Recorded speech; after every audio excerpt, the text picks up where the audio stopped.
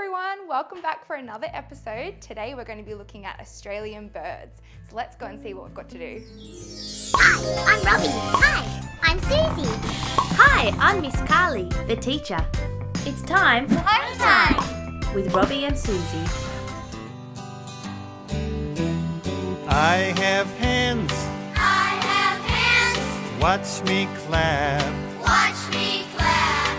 Oh, what a miracle am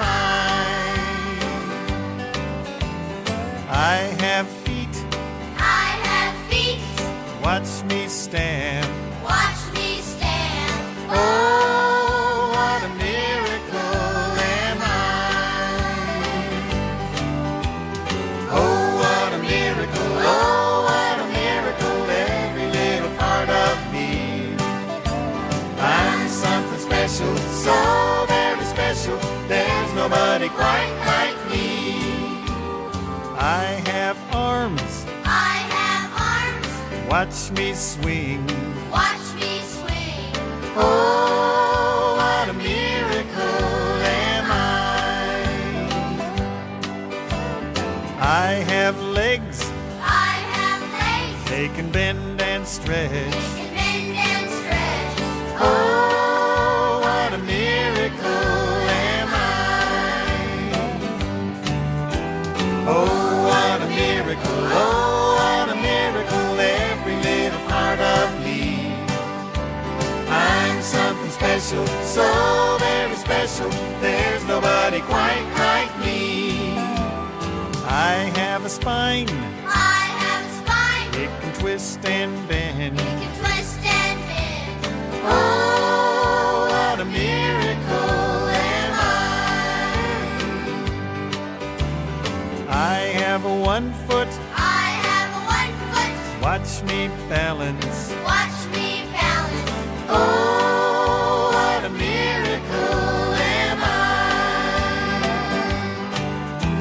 Oh, what a miracle, oh, what a miracle, every little part of me. I'm something special, so very special, there's nobody quite like me. There's nobody quite like me.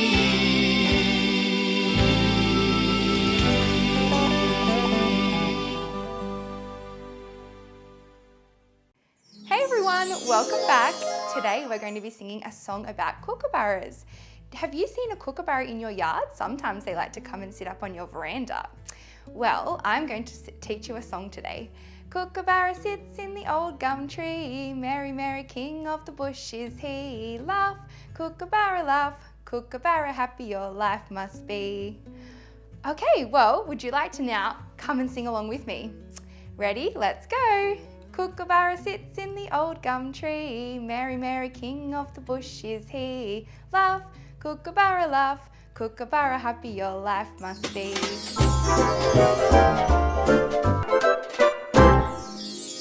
Wow, what a great song Alicia sung. What a beautiful song about kookaburras singing in an old gum tree. I love their laugh. They are amazing. Kookaburras even woke me up this morning with their very loud laughs. Because it was raining this morning, they were laughing in the tree. I have a kookaburra feather right here. Nice and tall, so soft to touch. This is a wing feather, but not the blue wing feather, because all kookaburras have a blue wing all around Australia. I also have a cockatoo feather. This is a sulphur-crested cockatoo, and a sulphur-crested has a little yellow feather at the top and yellow on the wing. Today, I am going to talk to you about the emu and the cassowary. Both of these are Australian birds. In fact, the cassowary is the most dangerous bird in the whole world, and that's because of his large bony head crest that looks like a horn material, and it sits on top of his head. The second most dangerous bird in the world is an ostrich, and the third is the emu, and then after that is the eagle. But number one in the whole world is the cassowary. Do you know where the cassowary lives? He likes rainforests, so he likes to eat fruits and berries, and his big fruits are this big. He lives in a rainforest called the Daintree Rainforest, and that's all the way up the top of Queensland. He likes the nice cool rain and the lush trees to hide in. He's actually very hard to find.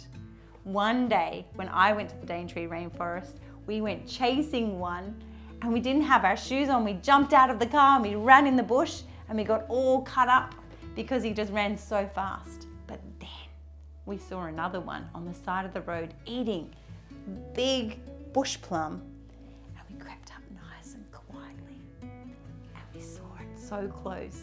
It was like from me to you apart. It was amazing to see such a beautiful, beautiful bird. Did you know cassowary has 2 legs, just like the emu, and beautiful black feathers that are so, so soft. The emu has brown and grey feathers. I've seen emus in the wild as well. When we went around Australia, we saw them at Exmouth. They were everywhere. It was such a beautiful landscape. It was arid, nice and hot, and you could see for a very long way away. So you could see the emus coming towards you. I even saw emus with babies. We're going to talk about that in a minute. Before we do, we need to look at these 2 birds and see what else they have the same. Did you know they both have beautiful long necks with a beak? And both of their necks are blue. However, the cassowary has 2 red wattles that like wiggles around when they move. It's pretty funny to watch. The emu has hairs on its head, but the cassowary does not. They're pretty beautiful. Now, because they are different, you would think their babies would be different too.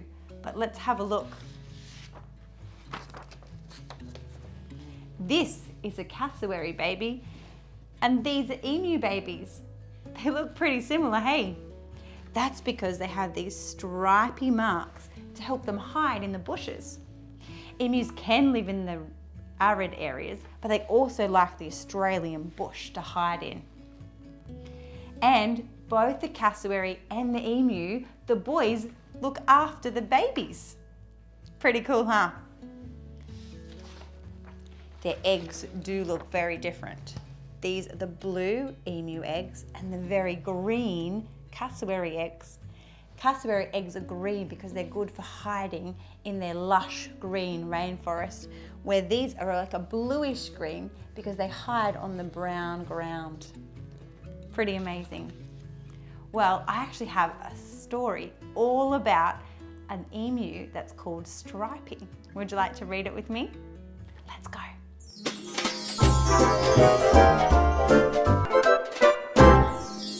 I have a great book for us today. It's called Where's Stripey? Can you see Stripey? I think that might be him. This book is illustrated and written by Wendy Binks. That means that she drew the pictures and wrote the story. There's a picture of Wendy on the back. And can you see her painting? She loves painting emus because there's so many emus in Western Australia where she lives. There's even 2 more books by Wendy Binks. You could look them up, but this is my favourite book. Where's Stripey? Let's see. Where is Stripey? Hiding in there.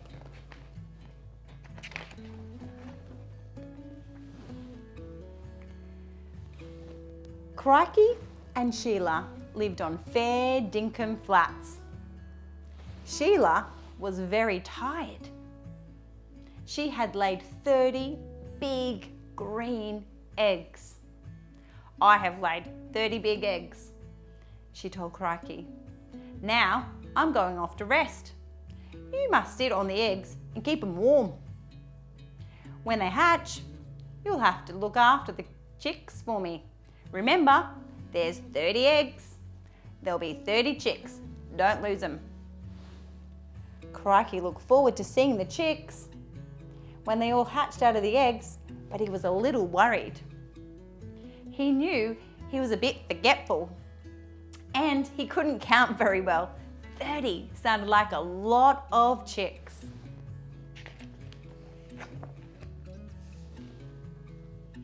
He sat on the eggs for many, many days. Then one by one, they hatched out into 30 splendid emu chicks. Crikey was very pleased with himself. That wasn't so difficult, he thought, as the chicks snuggled beneath his warm feathers. Wow, 30 chicks. Next morning, Crikey took all the chicks to Krusty Creek to look for yummy seeds and for grass to eat. The 30 chicks ran here, there and everywhere, and Crikey grew quite dizzy as he tried to keep count of them. This is harder than I thought, he said to himself. Look at them, all running everywhere. This one found a dragonfly. It's gonna eat it for yummy lunch.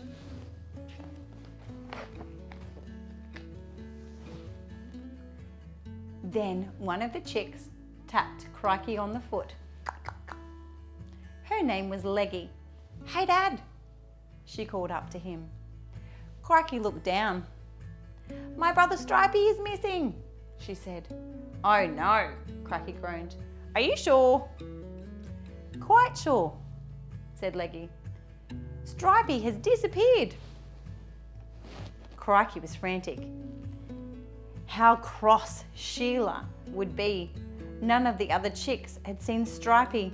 Crikey had to find him. He found two of his emu mates, Hughesy and Chiz, and asked them to keep a careful eye on the 29 chicks that were left. Then Crikey set off to find Stripey. Crikey crossed Windy Bottom Gorge, where he found Dozy the koala sleeping halfway up a manna gum tree with her Joey Spike.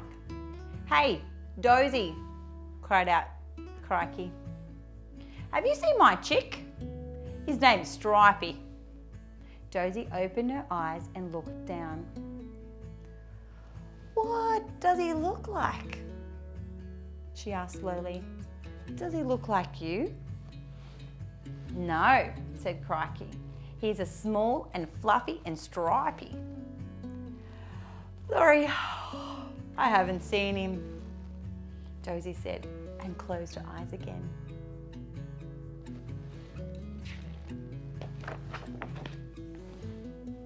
So Crikey ran off past Muddled Duck Crossing and over to Dingbat Ditch, where he saw the two kookaburras smirk and giggle, just like the song we sang earlier, who were laughing their heads off. Hey guys, he called them once they'd stopped laughing. Have you seen my chick? His name is Stripey. What does he look like? Said Smirk. Does he look like you? No, said Crikey. He is small and fluffy and stripy. No, sorry, Smirk and Giggle replied. We haven't seen him.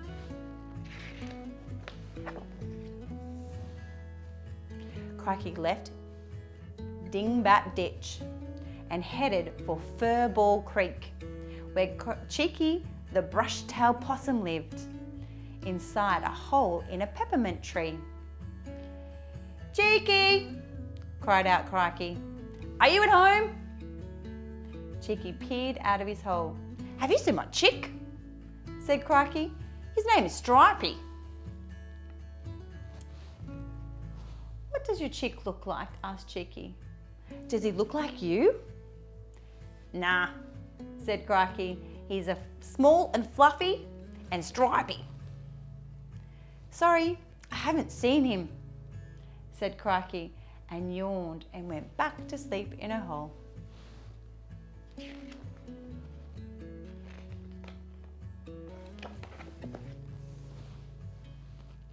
Crikey ran on, looking here, there and everywhere for Stripey.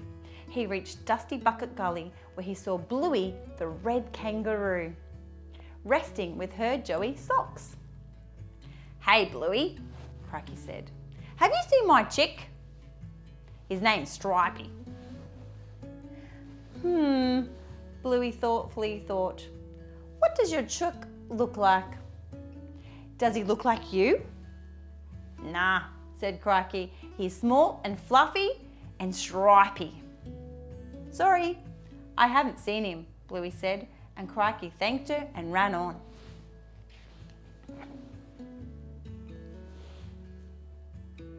By this time, Crikey felt very tired. Still, he kept on. He crossed Critter Creek and came to Snodogoggle Spa, where he saw a flock of mother emus. They were all gathered around something, but Crikey couldn't see what.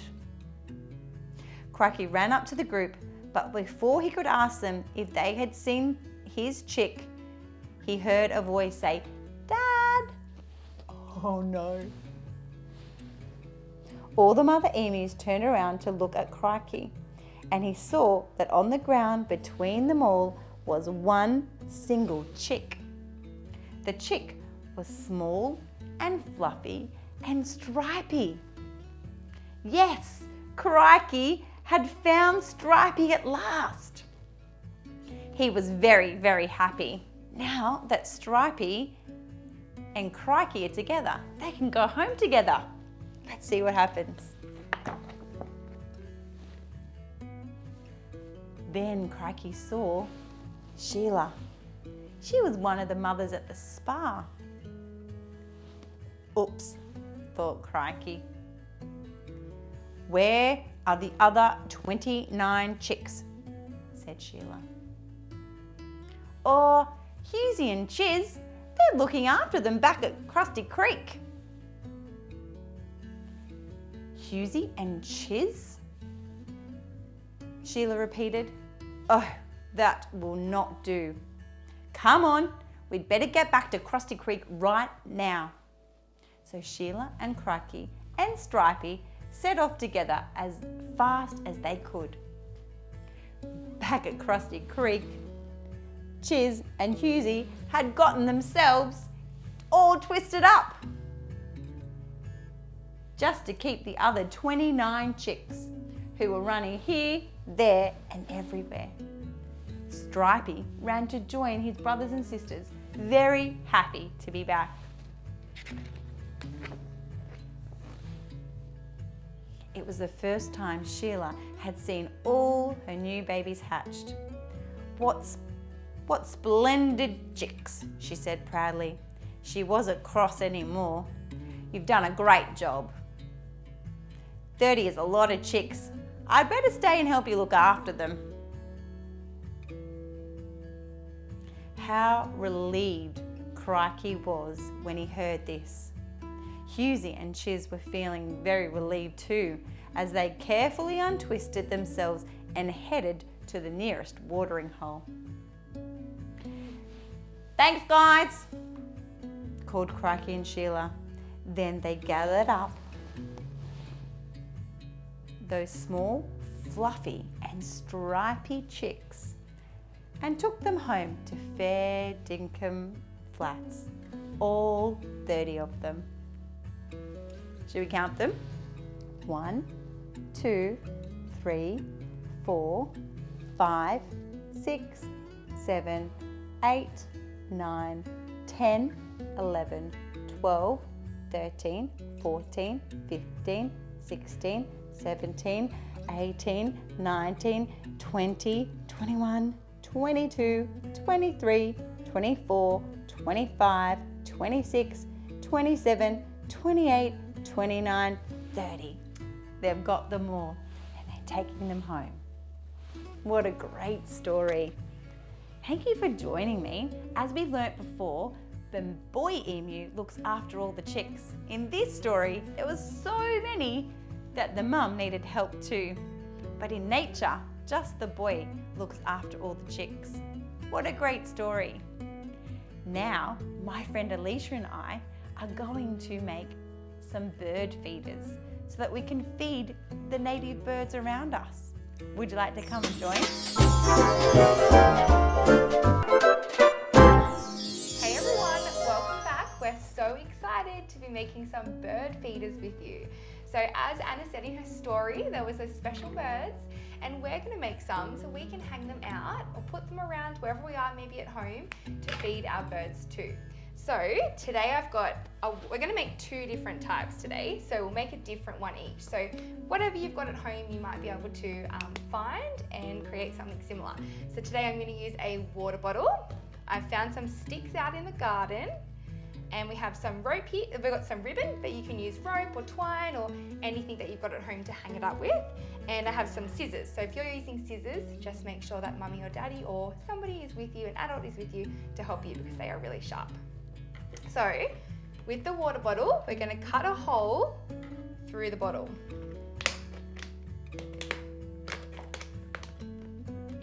It's a little bit tricky.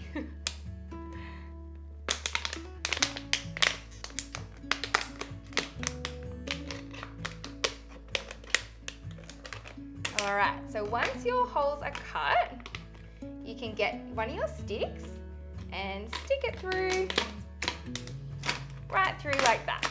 So the stick is going to be used so when the birds come and eat the seed, they can stand and have something to balance on. So now we're going to get some, whatever you've got at home, so I'm going to use some ribbon. And we're going to tie it around.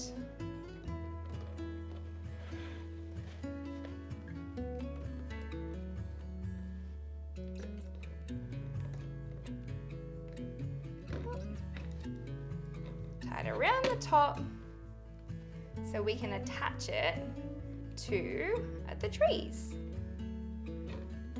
That's a good long ribbon they've got, Alicia. That'll be so good hanging from the trees. So we're going to cut the ribbon like that, so we can attach it to something. If it's not a tree, something at home that's outside that you can attach it to. And then we're going to cut a square or a rectangle here. We'll do it on this side actually, so the birds can get it if they're standing on the ledge. So we will cut a little square or rectangle here. We can fill it up with this, fill the seeds up, and then our birds can eat the seeds out of it. So as I do this, I'm going to pass you over to Anna, and she's going to show you a different type of bird feeder that you can make at home too. So I have a paper cup. You might be able to find a roll or something else round, but we need it to be round, and we're going to put a hole in here in a minute. Then I have some yummy, yummy honey.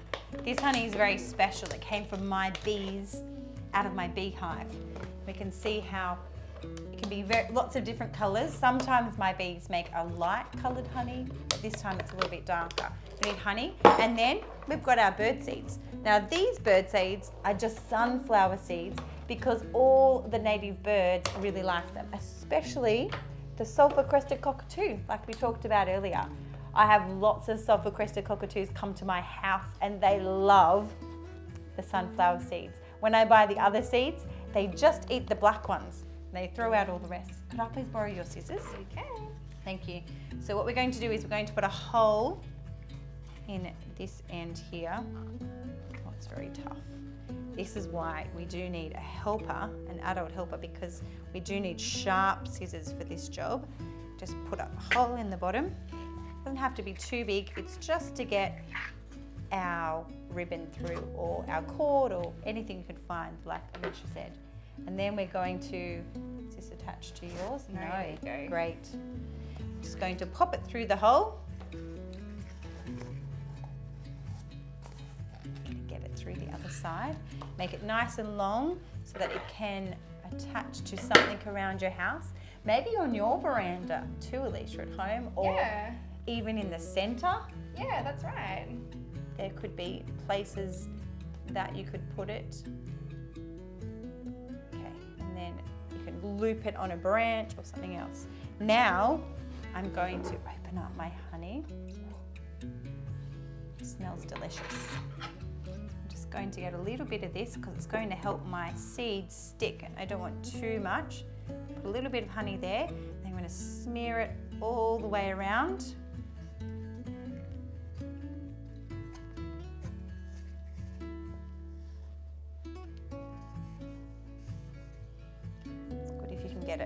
everywhere. Spend lots of time. You could even use your fingers to make sure that it goes in every little bit, because the more honey you put on in lots of different spaces, the more stickier it is and the more seeds you will get on there. But too much honey will just drip off with the seeds. You've got to be careful. Okay, Alicia, I might get you to help me. Do that. If you could pour them onto here, and I'll spin it around, and you will see the seeds are sticking to my honey. That's okay. Too many seeds. That's okay. You can use the seeds. In here you can also see there's some other little seeds as well, not just sunflower seeds. And some wheat seeds and some other seeds. I'm going to keep sticking them on while you fill up yours. Here we go.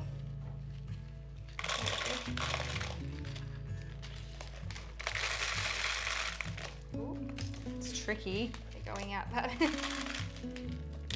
It's okay.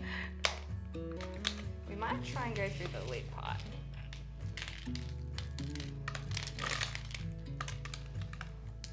Maybe if you do that, put the hole on this side so it doesn't come back out the hole. Maybe. Ah! Now this one's a bit messy, as we can see. So But you it's might want to lots do of this fun. one maybe outside on a veranda or on a deck or something like that if you've got it at home. So you don't make too much mess inside. That's a good idea, because then the birds can get all the leftover They seeds can. that you drop. Rainbow lorikeets like to eat these black seeds as well.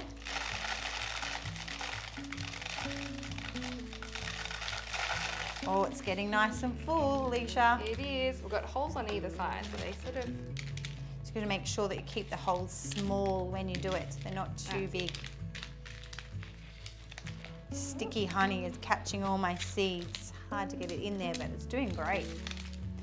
You could even use peanut butter to have it all making sticky. a very big mess. That's okay, you've done such a great job. Let's show our friends. We'll just take this Here one we off. go. And then we have 2 different bird feeders. I wonder what type of bird feeder you could make. We'd love to see them, so don't forget to send photos to your teachers and show us what you've been doing at home. We love it. And if you're at preschool, you might be able to make some with your friends. These are sustainable, like we've been talking about last month. We can attract all the birds in your backyard. I wonder what you'll see. Will you see a magpie or a rainbow lorikeet or maybe even a kookaburra? Yeah, like in our song. Yeah, we can't wait to hear. Thank you for joining us. See you next time. Bye.